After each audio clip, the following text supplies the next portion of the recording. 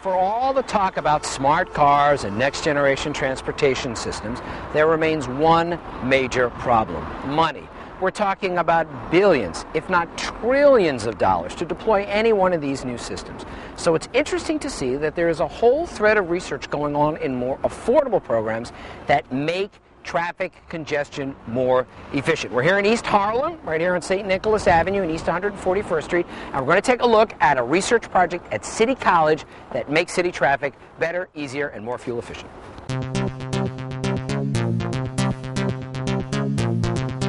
Now, the work starts here on the 6th floor of the Marshock Center here at City College, up on 138th Street in Manhattan.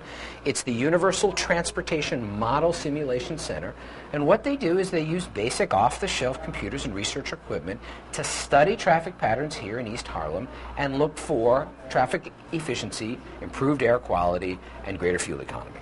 What they do is they make a sort of model version, a map version of city streets with everything that could affect traffic: street lights, bus signs, lane closures, and other factors. And what they do is they seek to see how this thing is going to work and how they can improve efficiency using these simple research tools. This is the model in action, and what this is a bi-lane, bi-cross-street, bi-avenue model of the Upper East Side of Manhattan.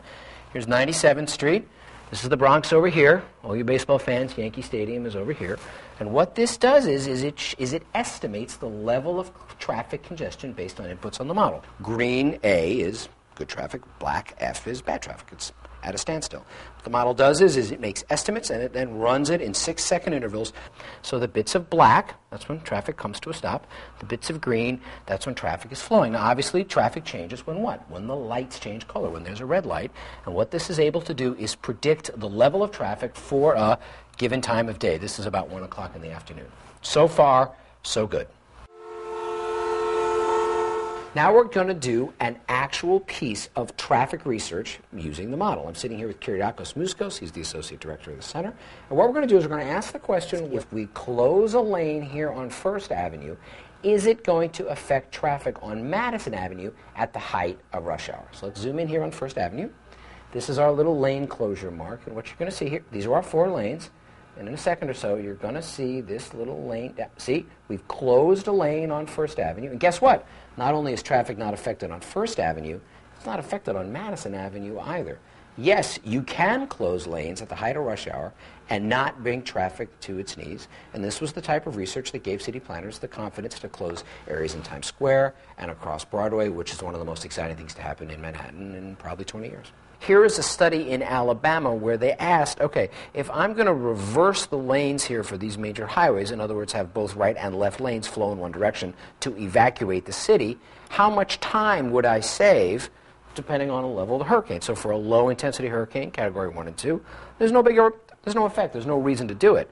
But if you go to a Category 3, 4, and 5 storm, well, guess what? Instead of it taking 223 minutes to evacuate, to get out of the city, it takes 180 minutes. Significant effect on disaster planning, all using standard off-the-shelf equipment. And their research also has application around the world. This is a model done for Cyprus, the city of Nicosia, which is off the coast of northern Israel. And as you can see, they have quite a lot more traffic over there than we do here in the United States. And what they're trying to do here is install a series of high-capacity bus lanes. And you could easily see they could probably build one across town, service different parts of the city very efficiently. This gives planners a real tool to deploy their resources sensibly. Now, obviously, are programs like this perfect? Of course not. It's politically motivated. There's local spending issues.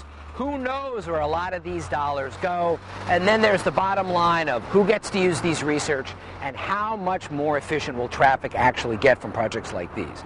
But the fact also is, we're talking about a program that maybe has spent $2.5 or $3 million, and it is improving traffic efficiency today. And you know what? That counts for something. I'm Jonathan Bloom in East Harlem, CNN Money.